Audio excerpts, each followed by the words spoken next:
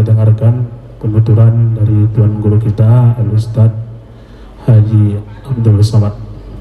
Tadi ada Ustadz mengatakan bahwasanya iman dan dagang tak dapat dipisahkan. Lalu bagaimana cara kita Ustadz meyakinkan umat bahwasanya sistem ekonomi Islam ini dapat membawa perubahan yang baik bagi bangsa Indonesia?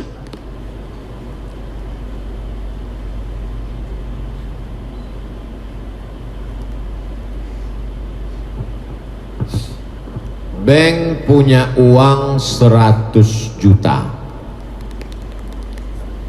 Ada pengusaha muslim punya uang 100 juta.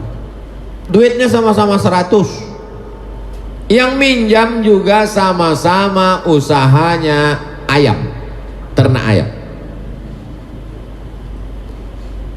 Sama-sama yang bank ini pun nanti juga ditetapkan kau mesti bayar bunga sekian. Yang si muslim tadi meminjamkan duit 100 juga, dia juga mengatakan nanti kita akan bagi hasil, dikemas dengan bahasa mudharabah. Di mana letak bedanya? Pinjam duit 100, balikkan 120. Aku tak mau tahu ayam kau mau mati, mau sakit, mau stres, pokoknya balikkan 120. Tapi si saudara kita yang menerapkan sistem mudharabah, setelah dipinjamkannya duit 100, maka sejak keluar duit 100 sore tadi, malam ini pun dia bangun tahajud berdoa kepada Allah, ya Allah tolonglah usaha ayam si Anu tadi jangan sampai mati, karena kalau mati duit tak balik. Maka sejak malam itu dia menjadi lebih khusyuk sholat, dia menjadi lebih khusyuk berdoa, dan dia lebih selalu teringat dengan saudaranya tadi dengan menanyakan kalau jumpa, apa kabar? Sehat ya kau kan? Kenapa selalu ditanyanya? Karena kalau sampai sakit duit tak balik. Jadi apa beda konvensional dengan Islam itu? Bedanya adalah akhlak. Ada akhlak. Sedang ini tak mau tahu dia. Aku tak mau tahu kau mau sakit, kau mau di mana, kau yang penting duitku balik. Lalu kemudian datanglah tokoh ayam dari Jakarta ke Medan. Begitu si bapak, si pengusaha muslim tadi mendengar ada tokoh ayam dari Jakarta, maka dipanggilnya lah tokoh ayam tadi, dibuatnya lah seminar ternak ayam. Kenapa? Supaya dibangkit usaha ini, karena kalau untungnya besar, nanti mudharabah bagi hasilnya juga bisa menjadi besar. Jadi bedanya itu di mana? Bedanya di akhlak. Akhlak itulah yang sebenarnya akhlak. Sekarang akhlak selalu dipahami berbakti pada orang tua, akhlak kepada guru. Akhlak yang lebih universal adalah akhlak dalam bisnis. Ada kejujuran, ada integritas, ada kepercayaan, ada trust. Jadi kalau ini kita bangkitkan, maka insya Allah umat percaya. Saya ceramah di Malaysia, Kuala Lumpur, diundang oleh Bank Rakyat Tower. Nanti kalau pergi Kuala Lumpur tengok Tower, Bank Rakyat Tower. Dalam hati saya, sampai hatilah panitia ini mengundang saya ke bank konvensional, Bank Rakyat. Sampai di dalam jumpa sama petinggi-petingginya, Ustaz Abdul Somad, ini adalah bank konvensional, kata dia. Dalam hati saya, aku dah tahu, karena tak ada tulisan Islam di situ, tak ada syariahnya. Tapi bank rakyat ini sudah berubah menjadi 100% murni Islamic Bank, bank Islam, dan nasabahnya ada Cina, ada India, ada berbagai macam agama. Kenapa mereka mau berinteraksi dengan Islamic Bank? Karena memang prinsipnya di mana ada gula, di situ ada semua. Jadi umat Islam mesti menjadi bintang iklan terhadap Islam. Islam ini produknya luar biasa, tapi karena bintang Islamnya tidak menarik, orang tidak menjadi tertarik. Andai ada produk air susu kambing Etawa, Anda minum maka Anda akan gemuk, bintang iklannya Abdul Somad, percaya tak? Nah, orang percaya. Nah, jadi bagaimana Islam bercerita tentang ekonomi Islam, tapi kemudian membangkitkan. Makanya kalau mau, buatlah satu kampung percontohan. Saya sudah sampaikan ke Basnas, kalau mau lihat real nyata, buat satu kampung mu'alaf, cari pulau, buat situ kampung mu'alaf, buat ternak ayam, ternak sapi, ternak itik, buat kolam ikan, karamba, buat di situ pendidikan sekolah gratis, buat hadirkan jutawan-jutawan, entrepreneur, pakar kambing, pakar ayam, pakar itik, pakar puyuh, hadirkan semua. Lalu Ustaz apa? Aku bidang endorse-nya, aku nanti mengajaknya, mengiklankannya. Karena saya sudah tanya-tanya, yang berat itu dua. Yang pertama adalah biaya iklan, yang kedua adalah political will, support politik dari atas. Support politik, kalianlah yang mendatangi orang-orang politik, saya jangan dekat ke orang politik. Yang kedua adalah endorse itu, maka isi Instagram saya itu isinya endorse saja. Coba tengok, bukalah Instagram. Yang belum, kalian follow lah ya. Coba kita buka Instagram Abdul Somad Official Instagram, Abdul Somad Official Instagram. Apa isinya? Endorse saja isinya. Ceramah ini endorse.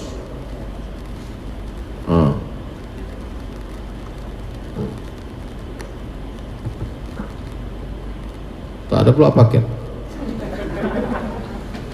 Ayo gabung menjadi driver Raja Sayur. Jangan lupa download aplikasi Raja Sayur. Buka handphone, Play Store, aplikasi Raja Sayur, download. Produk halal menjadi nomor 1 di aplikasi Raja Sayur demi meningkatkan ekonomi umat. Berkah selalu. Terima kasih. Assalamualaikum warahmatullahi wabarakatuh. Ustadz, kami punya program nih, aplikasi ini ekonomi keumatan, banyak saudara-saudara kita. Saya tanya, setelah saya yakin, percaya, mari kita buat videonya. Nanti kalian share, nanti gue bantu share. Sampai sekarang tak ada orang nih cerita berapa saya dapat untuk royalti tadi. Karena memang udah janji saya itu, setiap yang sifatnya keumatan. Maka kalau datang jamaah bawa kerupuk, bawa keripik, senyum, dia udah tahu saya itu, minta endorse lah itu. Bawa gula merah, bawa kain batik, macam-macam. Wallahu a'lam. Alhamdulillah, luar biasa. Baik Bapak Ibu, kita masuk sesi tanya. Dalam hal ini kita ambil 6 orang, 3 dari kaum ibu, 3 dari kaum bapak.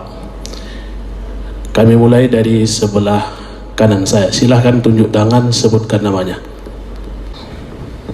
Assalamualaikum warahmatullahi wabarakatuh. Waalaikumsalam warahmatullahi wabarakatuh. Pak Ustadz, Bu, tolong sebutkan namanya dulu. oh ya, saya Nani Saragi.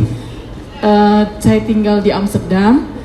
Saya lagi berlibur di sini untuk 3 minggu. Alhamdulillah terjadi lockdown di Amsterdam, di Belanda. Saya bisa memperpanjang liburan saya kurang lebih 10 hari. Saya lahir di Pematang Siantar, anak seorang tentara. Alhamdulillah seorang tentara 45 ya. Oke.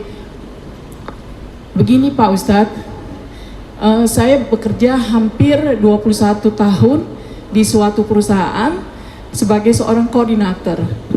Kemudian ada reorganisasi dan saya harus memilih untuk keluar. Sebenarnya saya bisa masuk tetapi dengan posisi lain, dengan tugas-tugas yang lebih berat, sedangkan sebenarnya itu sama, hanya saya merasa perusahaan itu ingin mengeluarkan kita-kita yang sudah kerja lama.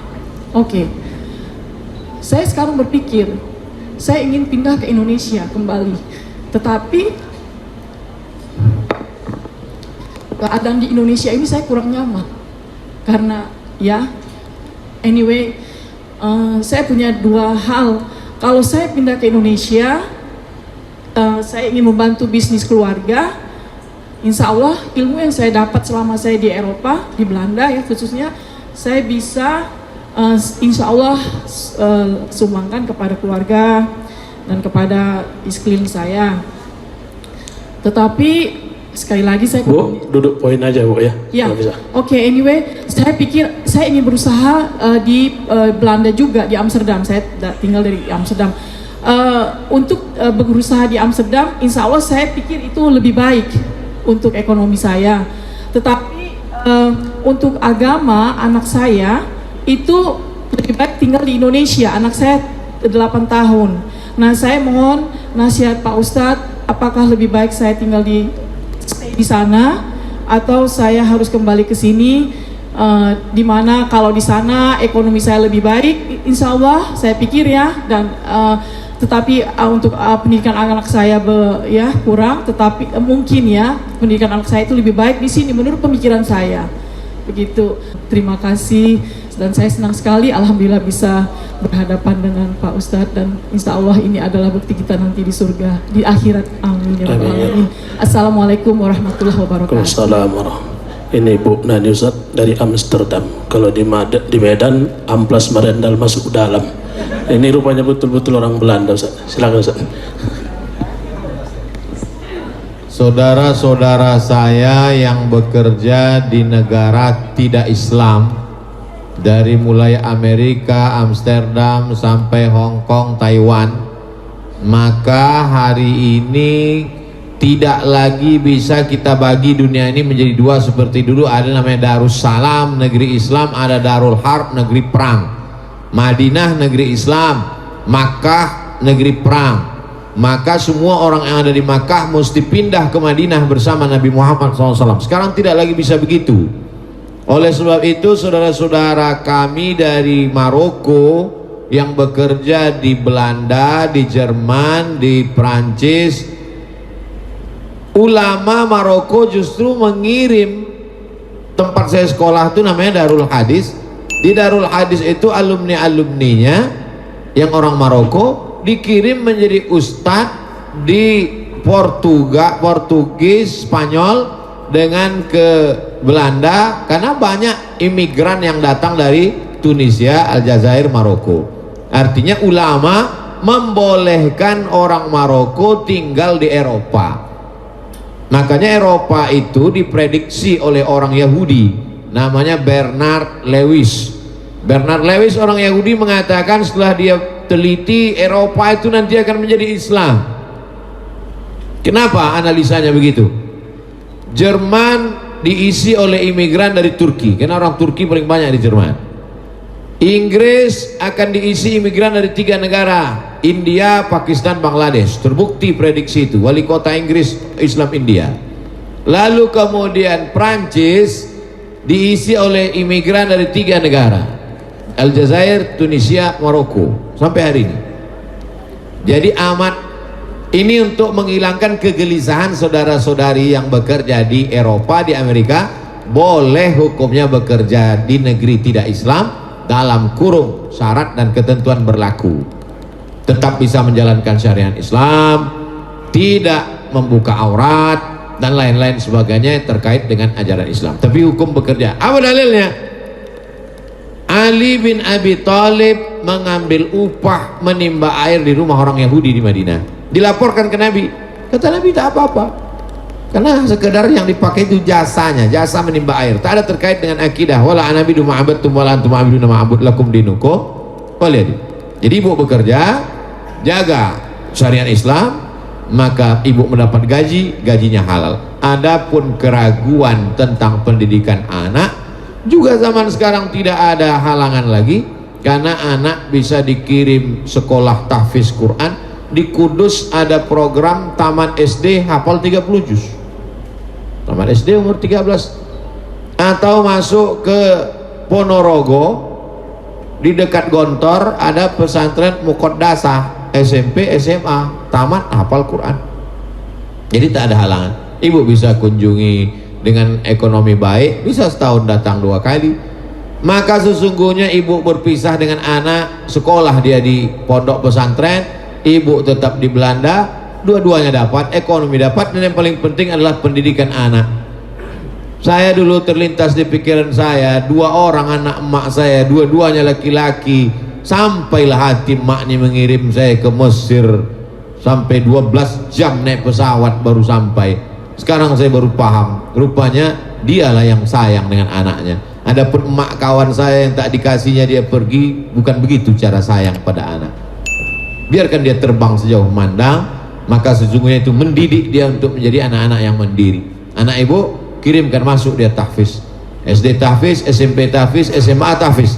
Kuat akidahnya, paham dia keindonesiaan, ngerti dia sunnah Rasulullah. Nanti dia mau kuliah, silakan dia masuk ke Leiden University, silakan dia mau sekolah ke Leipzig Jerman, silakan dia mau ke McGill Kanada, karena akidahnya sudah kuat sesuai dengan kemauan dia. Saya selalu menyampaikan ceramah saya tak keluar dari 3: islahul tarbiyah, perbaikan pendidikan; islahul iktisad, perbaikan ekonomi; islahul siasah, perbaikan politik.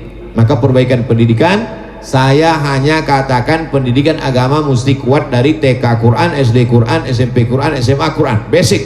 Setelah itu terserah mau jadi lawyer, mau jadi pengusaha, mau jadi hakim, mau jadi apapun, yang penting akidahnya sudah kuat. Insya Allah ibu dapat dua-duanya, ekonominya dapat, pendidikannya dapat. Wallahu a'lam bishawab. Ya, silakan lagi Bapak Ibu. Ya, silakan.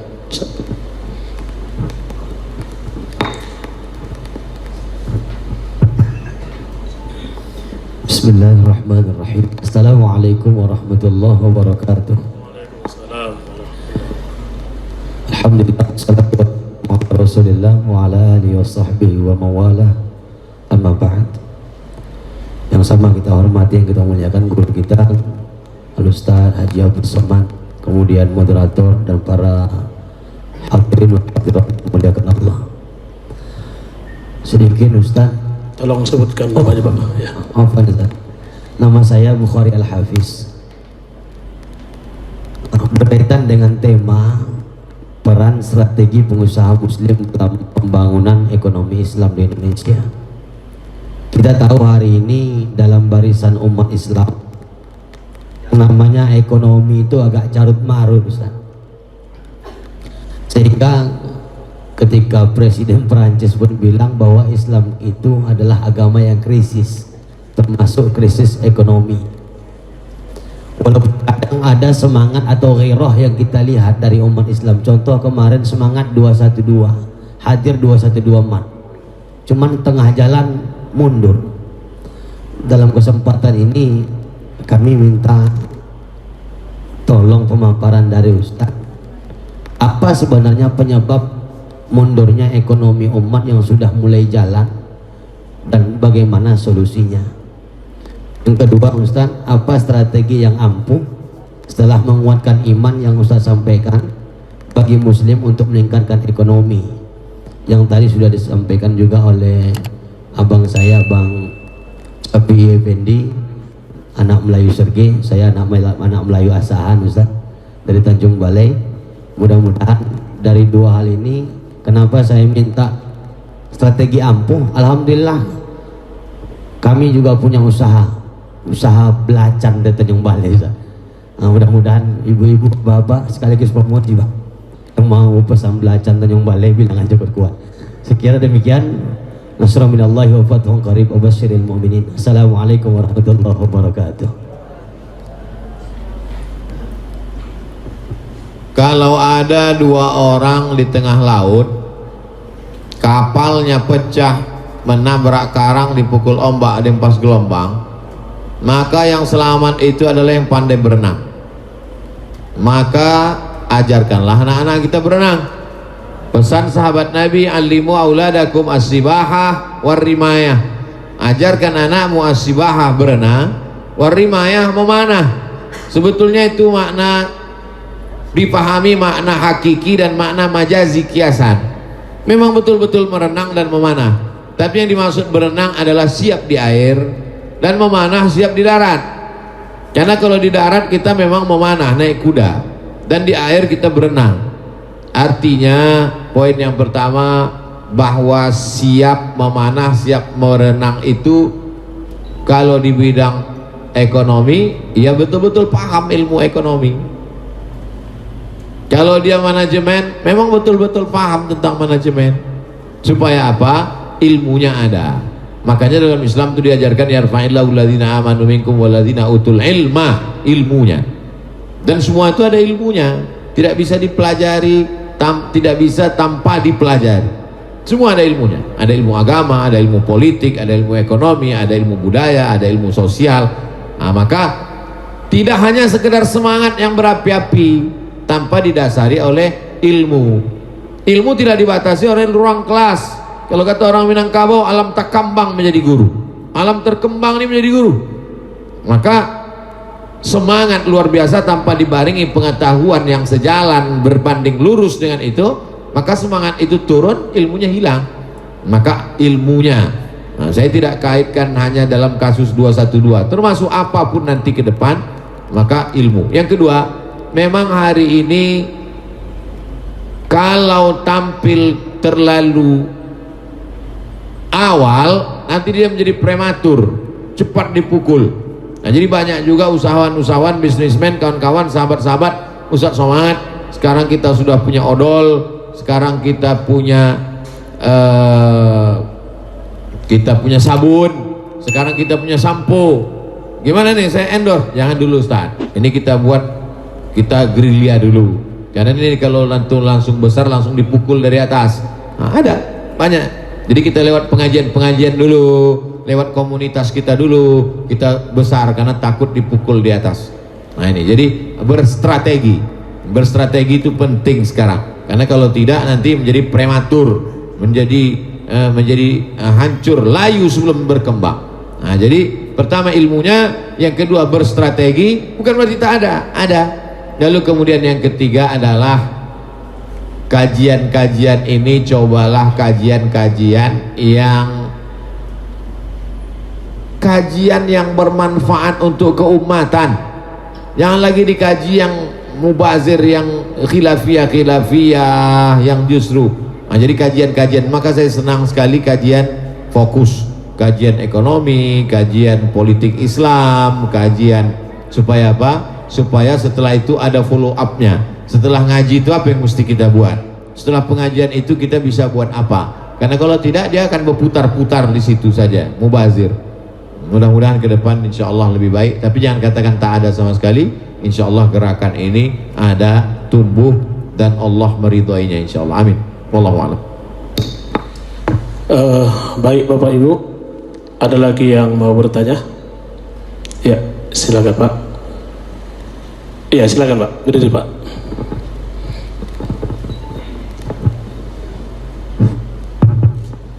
Bismillahirrahmanirrahim. Assalamualaikum warahmatullahi wabarakatuh. Waalaikumsalam warahmatullahi. Perkenalkan, nama saya Syahlan Duhri Nasution. Saya selaku wira swasta, kemudian juga arsitek. Alhamdulillah malam ini dapat bertemu dengan tuan guru kami yang sangat kami muliakan, Profesor Dr. Abdul Somad LCMA. Suatu keberkahan kami dapat bertemu di acara pada malam hari ini. Ustadz, menarik apa yang disampaikan malam hari ini adalah terkait dengan rencana kebangkitan ekonomi keumatan, bagaimana peran dari para pengusaha dalam membangun harkat dan martabat umat ini.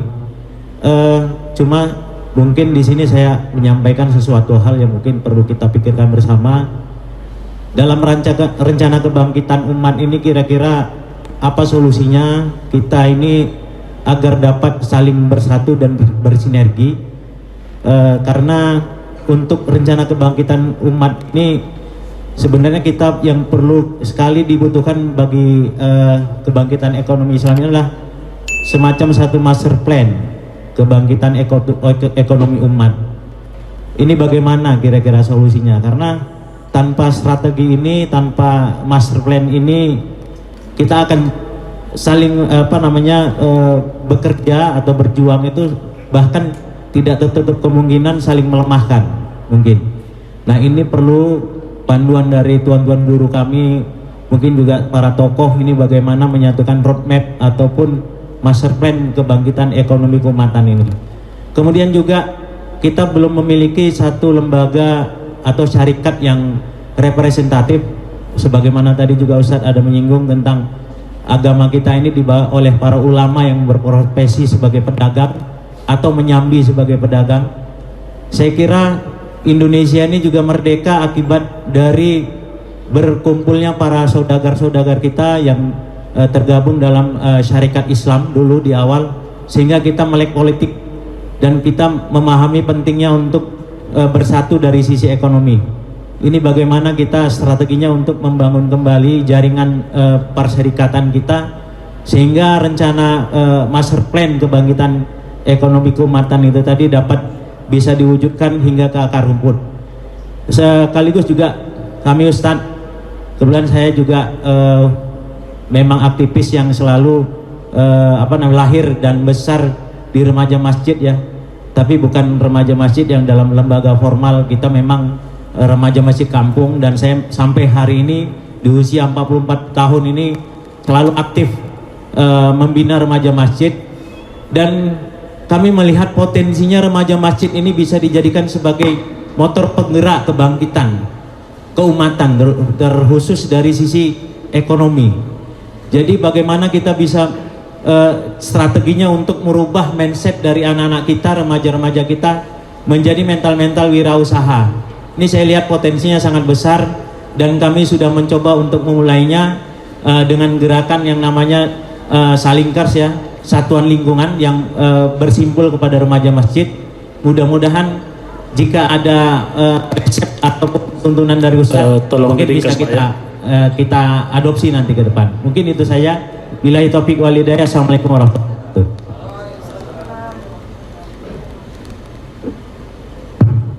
Al-arwah junudun mujannadah. Ruh itu seperti tentara-tentara. Wama al-arwah, ruh saya, ruh bapak, ruh ibu, ruh kita semua ini seperti tentara-tentara. Kalau dia menemukan kesesuaiannya, iktalafa, dia akan menyatu. Wama tanakara, tapi kalau dia merasa tidak cocok, tidak sejalan, maka dia pasti ikhtalafa, dia pasti menjauh. Seperti besi berani. Besi berani kalau tepat dia connect, dia menyatu. Tapi kalau dia tidak, dia akan menjauh. Jadi filosofi itu saya rasakan ketika saya berkeliling ini. Dengan latar belakang pendidikan yang berbeda, dengan suku yang berbeda, tidak ada kesamaan kami sedikit pun, tapi dalam beberapa hal bisa bersama. Sekolahnya sama, sukunya sama, tapi berbeda, dia akan menjauh. Nah, jadi prinsip ini sunatullah. Jadi pada beberapa momen, beberapa hal saya ketemu dengan si Fulan bin Fulan di Jakarta, di Surabaya saya ketemu, di Makassar saya ketemu. Lama saya renung, kita sekolah beda, latar belakang beda, suku beda. Kenapa sih ide? Nabi sudah katakan, ruh kita ini seperti tentara-tentara, kalau sesuai dia akan sejalan, dan kalau tidak sesuai dia akan bersimpang jalan. Tapi tidak serta-merta lalu kita tidak punya strategi. Lalu semuanya, udahlah serahkan aja lah, nanti kalau memang sesuai kita sejalan ini. Enggak, kita tidak bisa jalan sendiri masing-masing, mesti ada kerjasama. Maka sesungguhnya apa yang saya lakukan selama ini, setiap daerah ini saya bagi dalam 3 kali. 2021 saya ke Medan 3 kali, Sumatera Utara 3 kali, bulan Januari, bulan Mei, bulan Juni, Juli, Agustus, September, Oktober. Nah, jadi saya balik dari mulai Aceh sampai ke timur Indonesia, Wakatobi, Sulawesi. Nah, itu berarti saya tetap datang 3 kali. Kedatangan saya itu mesti menyentuh 3 aspek. Pertama, akar rumput, saya ketemu dengan masyarakat di tanah lapang, kalau seperti dulu waktu tidak ada COVID. Yang kedua, saya ketemu dengan tokoh-tokohnya, tokoh ormas, tokoh masyarakat, alim ulama, cerdik pandai. Ketemu dengan pawang-pawangnya, karena menyatukan buaya ini sulit, yang lebih sulit lagi menyatukan pawang-pawangnya. Yang ketiga adalah ketemu komunitas-komunitas, komunitas Ikatan Dokter Indonesia, komunitas lawyer, pengacara-pengacara, komunitas pengusaha-pengusaha. Nah, itu. Jadi 3 itu mesti tersentuh, akar rumput, alim ulama, cerdik pandai, tokoh masyarakat, dan komunitas-komunitas. Kita bicara target secara umum saja dulu. Bagaimana jangan ada orang miskin lapar tak makan, bagaimana ada anak berprestasi jangan sampai tak sekolah. Nah, jadi program-program itu semuanya saya posting secara pribadi di Instagram, tapi kemudian di yayasan khusus ada dicari YTWU, Yayasan Tabung Wakaf Umat. Program bagi beras ke nomor rekening ini, program santunan anak berprestasi tapi yatim duafa ke nomor rekening ini, program rehab rumah ke nomor rekening ini, program wakaf Quran ke nomor rekening ini. Anda bisa kirimkan langsung atau datang waktu pengajian atau dijemput oleh relawan kami. Semua secara tertulis sudah saya share, bisa tinggal copy paste program-program itu. Nanti ketika kita jalankan, kita bisa bersinergi bersama-sama, otomatis ketemu. Saya sudah praktekkan di beberapa tempat, otomatis ketemu. Kita akan ketemu kalau channelnya sama. Tapi kalau beda channel, setengah mati tak akan ketemu. Termasuklah pertemuan kita malam ini insya Allah karena di channel yang sama insya Allah. Amin ya rabbal alamin. Wallahu a'lam. Baik Bapak Ibu, nampaknya waktu juga lah yang memisahkan kita pada malam hari ini. Bapak Ibu hadirin jamaah yang saya muliakan dan dimuliakan oleh Allah Subhanahu wa taala. Tadi sama-sama kita telah mendengarkan tausiah yang disampaikan oleh Ustaz guru kita Haji Abdul Somad LCMA. Kemudian ada sesi tanya jawab. Mudah-mudahan kesemuanya ini membawa keilmuan bagi kita semuanya, kemudian membawa keberkahan bagi kita yang hadir pada hari ini. Kalau dulang, dulanglah Tuan, injak-injak batang jemari. Kalau pulanglah Ibu dan Tuan, ingat-ingat gaji kita hari ini. Mari Bapak Ibu, sebelum kita beranjak dari tempat ini untuk mengambil keberkahan acara ini, kita mintakan kepada Tuan Guru kita Profesor Haji Abdul Somad LCMA untuk memimpin doa. Kepada Tuan Guru kami persilakan dengan hormat. Sebelum saya berdoa, saya mau kita pulang simpulnya. Ikuti aja update di Instagram dan di FB dengan Yayasan Tabung Wakaf. Kopilah program, kopi, lakukan, ketemu kita insya Allah. Ketemu dalam program, ketemu dalam tujuan. Setiap hari Jumat, Sabtu kedua saya di Pekanbaru, saya keliling. Tapi Jumat Sabtu saya khususkan, saya mau kasih tahu supaya kita membuat hal yang sama, supaya kita bisa bersama, sama pikiran kita, sama tujuan kita. Jumat Sabtu, Jumat itu saya khutbah. Habis khutbah itu membagi program sosial ke panti, ke fakir miskin, ke duafa langsung. Lalu kemudian malamnya jam 3 sampai jam 4, jam 2 sampai jam 3 ngaji, pengajian. Malam lebih khusyuk. Jam 3 sampai jam 4 tahajud witir. Jam 4 sampai jam 5 zikir muhasabah. Jam 5 sholat subuh, kajian subuh sampai waktu isyraq. Habis itu sholat sunat isyraq. Habis itu tanya jawab. Habis itu sarapan. Jadi antum bisa copy paste itu. Program-program itu copy paste.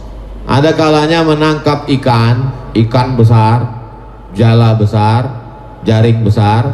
Nanti setelah terjaring baru diklasifikasikan. Ini ikan teri, ini ikan bawal, ini ikan tongkol, ini ikan hiu, ini ikan paus. Penanganan ikan ini begini, ini begini. Jamaah ini dibagi 3. Ada yang satu pasukan inti di tengah, pengurus. Baru ring yang kedua relawan-relawan. Komunitas-komunitas, komunitas emak-emak, komunitas bapak-bapak, komunitas bikers, komunitas anak muda. Komunitas ini dibimbing. Ada ketuanya, ada sekretarisnya, ada bendaharanya, ada penanggung jawabnya, ada koordinatornya. Baru kemudian yang ring 3 jamaah secara umum. Jadi dakwah ini tidak hanya lepas-lepas saja lagi. Mesti ada pengikat, ada simpul-simpulnya.